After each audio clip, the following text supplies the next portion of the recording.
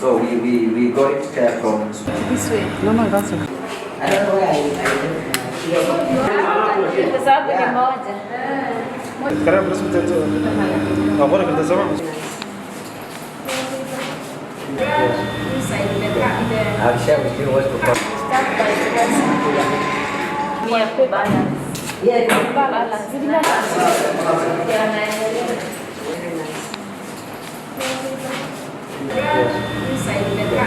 I'll share with you what's the problem. We have now stabilized in a big way.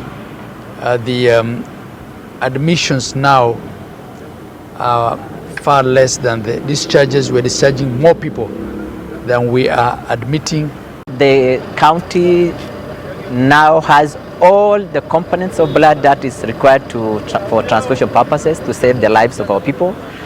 And the capacity the county has today can serve even the adjacent counties like Mandera and Garissa, while the systems are put into place. The regional blood center that we have here, the regional laboratory and the satellite blood transfusion center that we have here, which today has been enhanced more by these deliveries of this new equipment, has really been critical to our ability to respond to this forgotten tropical disease called Kala-azar.